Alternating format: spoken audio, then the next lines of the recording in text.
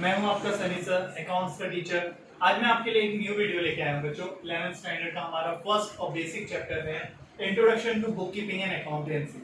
आपके सब्जेक्ट का नेम भी है बुक कीपिंग एंड अकाउंटेंसी और फर्स्ट चैप्टर में आपको उसका इंट्रोडक्शन देखना है बच्चों कि बुक कीपिंग होता क्या है। आप लोग एक सिंपल सा टॉपिक है बच्चों, इसमें कुछ नहीं है। अकाउंट्स एक बहुत ही इजी कंसेप्ट है, ठीक है, जिसको आप स्टेप बाय स्टेप उसके कंसेप्ट क्लियर कर करके समझ सकते हो।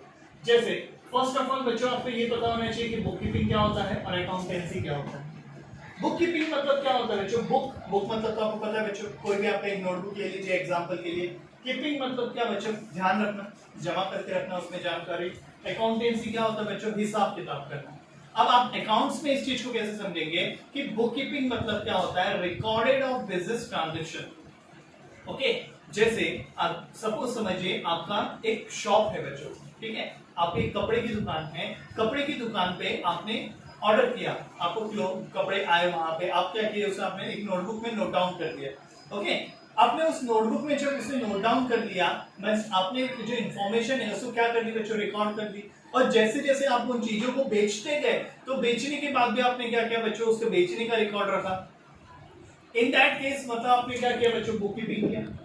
अकाउंटेंसी मतलब क्या बच्चों? जब महीने या साल का जो एंड ऑफ डे होता है हमारा, जैसे अकाउंट्स की लैंग्वेज में बच्चों हमारा जो एनुअल ईयर होता है वो होता है 1 अप्रैल टू 31 मार्च। 1 अप्रैल टू 31 मार्च। इस ईयर में 1 अप्रैल को हम लोग बिजनेस स्टार्ट करते हैं, हमारा मतलब रिकॉर्डिंग ऑफ ट्रांजेक्शन स्टार्ट करते हैं उस दिन से। और 31 मार्च को हम लोग उसका क्या करते हैं बच्चों? अकाउंटेंसी चेक करते हैं पूरा कि जितना भी आपने रिकॉर्ड्स मेंटेन किया है वो प्रॉपर है या नहीं।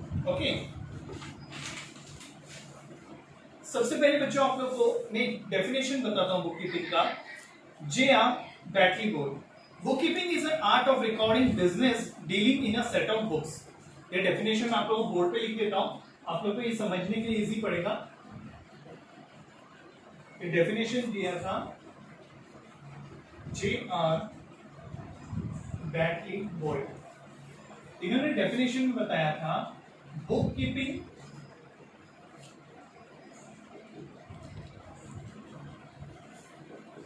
is an art of recording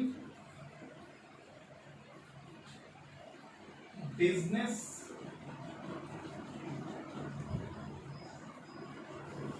dealing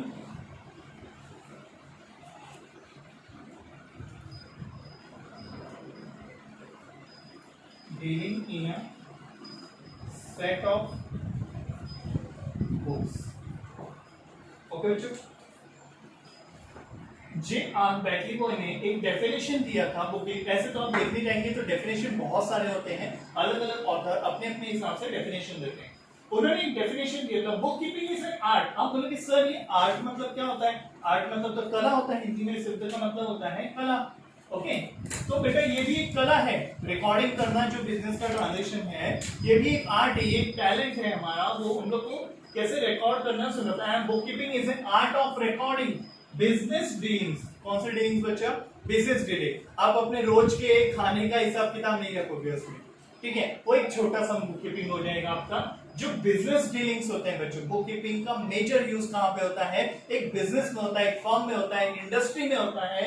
वहां पे क्या किया जाता है? जितनी चीजों को बनाया जाता है, कितनी चीजें बेचे गई, कितनी चीजें स्टॉक में पड़ी है, इन सभी चीजों का डीलिंग वहां पे चेक किया जाता है कि वो प्रॉपर बुक में मेंटेन है कि नहीं। तो इसलिए उसे क्या कहा है? Recording business dealing in a set of books. Set of books मतलब बच्चा क्या होता है कि वहां पे जो बुक्स होते हैं, अलग अलग लेजर बुक्स होते हैं, अलग अलग बुक्स होते हैं कि जैसे सेल्स डिपार्टमेंट का अलग डीलिंग बुक होगा, परचेज डिपार्टमेंट का एक अलग डीलिंग बुक होगा।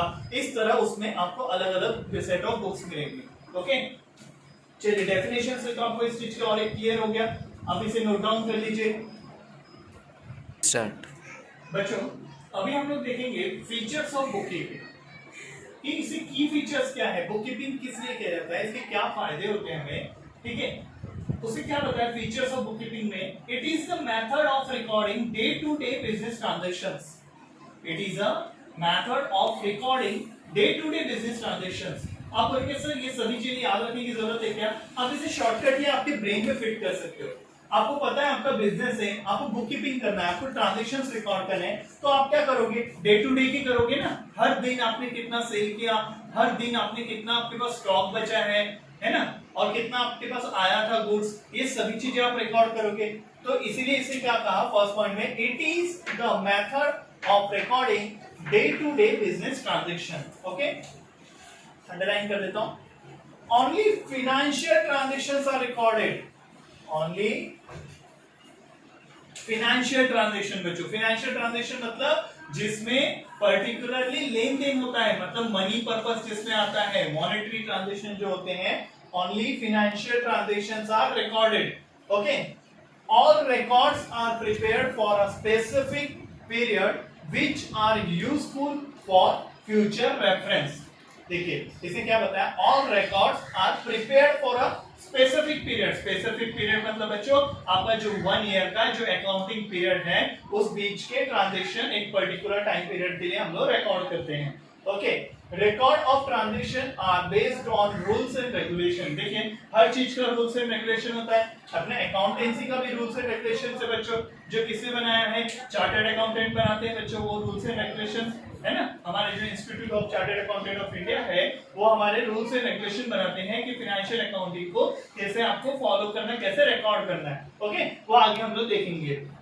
It is an art of recording business transaction scientifically. क्या है बच्चों ये, it is an art of recording business transaction scientifically, मतलब जो भी आप ट्रांजेक्शन रिकॉर्ड करते हो वो साइंटिफिकली एक्सेप्टेड है बच्चों।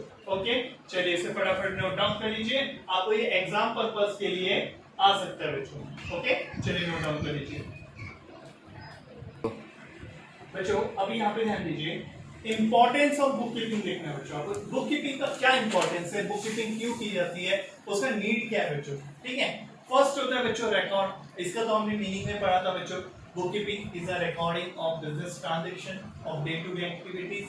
और दूसरा क्या है बच्चों, फाइनेंशियल इंफॉर्मेशन। फाइनेंशियल इंफॉर्मेशन क्या होता है बच्चों, बिजनेस में आपको क्या प्रॉफिट हो रहा है, क्या लॉस हो रहा है, बिजनेस में आपकी इन्वेस्टमेंट कितना है, एसेट्स क्या है। ठीक है, आपको सब नया नया नेम लगता रहेगा बच्चों, ये सब क्या क्या नाम ले रहे हैं। फाइनेंशियल इंफॉर्मेशन में जैसे मैंने बताया, प्रॉफिट मतलब पता है आपको बच्चों क्या होता है, फायदा।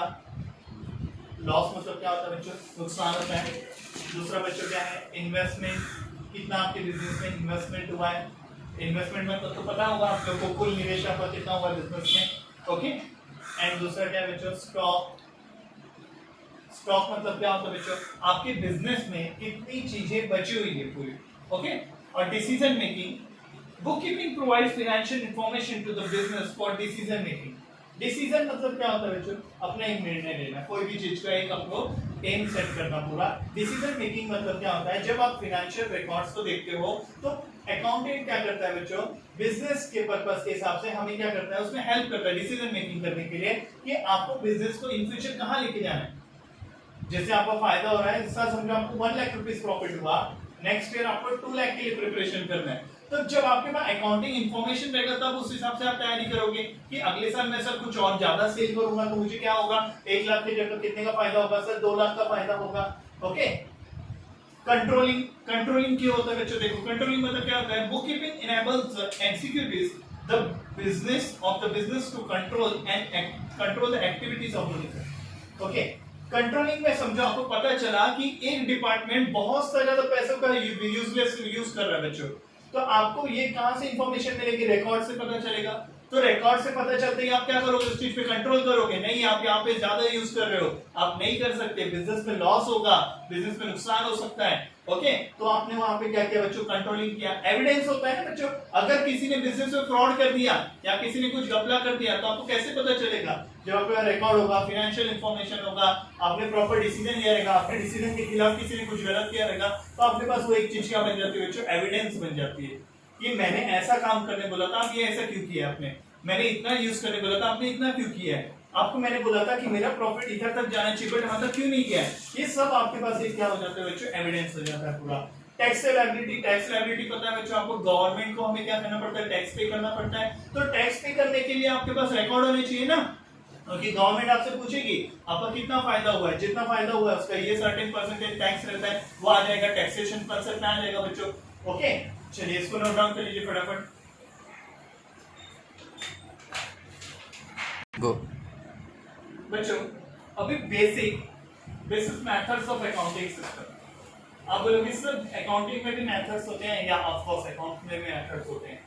फर्स्ट मेथड होता है बच्चों cash basis method. Okay, cash basis आपको इसके नाम से ही बच्चों इसका मतलब पता चल जाएगा। जिस ट्रांजैक्शन में कैश के बारे में जिक्र होता है कि मतलब जैसे मैंने एक कंपनी से एक पूरा पेन का जो मार्कर का बॉक्स परचेज किया, ओके, होलसेलर से या फिर किसी के पास से, होलसेलर के पास से एक बॉक्स परचेज किया, मैंने उसके बदले उसे तुरंत कैश में पेमेंट कर दिया, तो वो कौन सा ट्रांजैक्शन हो जाएगा बच्चों? Cash basis transaction. एक्रूअल और मर्केंटाइल बेसिस मतलब क्या होता है बच्चों?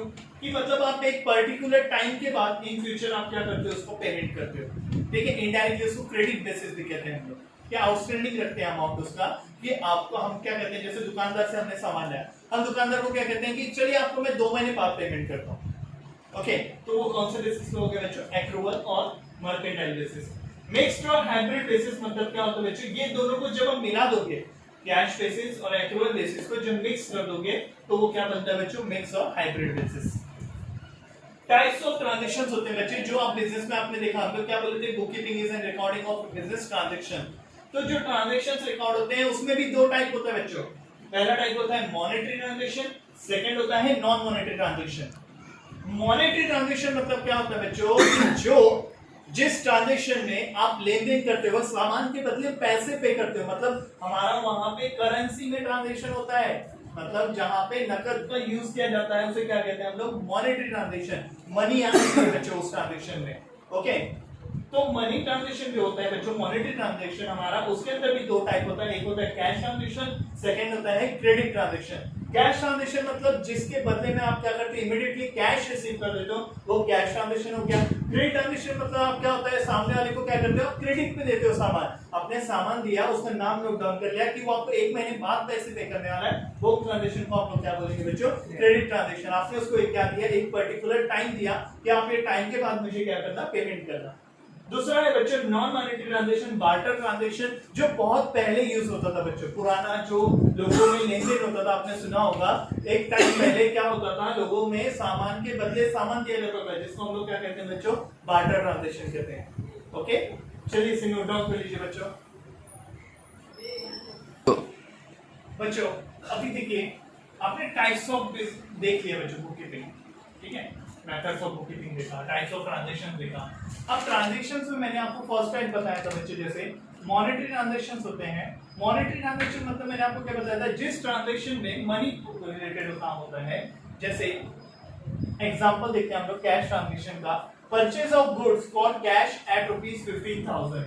यहाँ पे आपको क्या पता चल रहा है कि जो गुड्स परचेज किया गया, कौन से बेसिस पे परचेज किया गया बच्चों? कैश बेसिस पे। मतलब जो ट्रांजैक्शन हुआ वो कौन से टाइप का ट्रांजैक्शन हुआ बच्चों? Monetary transaction. उसमें मनी का लेन देन हुआ है ना बच्चों, गुड्स के बदले में क्या पे किया गया? मनी पे किया गया। वहां पे पेमेंट ऑफ सैलरी एट ₹5,000, ये भी क्या है बच्चों? एक मॉनेटरी ट्रांजैक्शन हो गया, कैश ट्रांजैक्शन हो गया हमारा। कि पेमेंट ऑफ जो सैलरी है, आप बोलोगे सर यहाँ पे तो कैश नहीं लिखा है। नहीं, आप ऐसे मान के चलोगे, जो भी एक्सपेंसेस का पेमेंट हुआ है वो कौन से बेसिस पे हुआ है? कैश बेसिस पे हुआ है, क्योंकि यहाँ पे क्या बोला है? पेमेंट ऑफ सैलरी एट ₹5,000, है ना, मतलब पेड कर दिया है पूरा। दूसरा होता है बच्चों क्रेडिट ट्रांजैक्शन। क्रेडिट ट्रांजैक्शन क्या होता है? Goods sold on credit to mister Aman at ₹5,000, मतलब मिस्टर अमन को जो गुड्स बेचा गया वो कौन से बेसिस पे बेचा गया बच्चों? क्रेडिट बेसिस पे। यहाँ पे ध्यान दोगे आप, इसको क्या से बेसिस पे दिया गया है? क्रेडिट बेसिस पे। और यहाँ पे पार्टी का नाम भी दिया गया है जिसको ये सेल किया गया है गुड्स। समझे बच्चे? तो इससे आप क्या कर सकते हो, डिवाइड कर सकते हो कि कौन सा ट्रांजैक्शन कैश ट्रांजैक्शन है और कौन सा ट्रांजैक्शन क्रेडिट ट्रांजैक्शन है। ओके बच्चों, अभी इस लेक्चर में मैंने आपको बुक कीपिंग एंड अकाउंटेंसी के इंट्रोडक्शंस दिए हैं बच्चों। इसके बाद मैं आपको कि अकाउंट्स में जितनी भी चीजें आती है, जैसे drawings, assets, liability, investment, stock, debtor, creditor, everything जो भी होता है बच्चों, उसके बारे में सेकंड लेक्चर में डिटेल में आपको बाय वन एक एक करके देते जाऊंगा बच्चों मेरे कोर्स से। ओके, आप ध्यान दीजिएगा कि इस लेक्चर में हमने जितने भी बेसिक कॉन्सेप्ट्स क्लियर किए हैं, आप उसको अच्छे से रिवाइज करोगे, ये आपको लाइफ टाइम काम आएगा बच्चों। ओके, चलिए, और प्लीज इस वीडियो को क्या करिए बच्चों, शेयर करिए, लाइक करिए, कमेंट करिए, जो भी डाउट्स होंगे आपके आप पूछिए मुझे, मैं आपको उसके सारे आंसर्स प्रोवाइड करूंगा। ओके, और मेरे नेक्स्ट वीडियो का बेटा आपको जल्द से जल्द अपडेट मिल जाएगा। Thank you for the watching.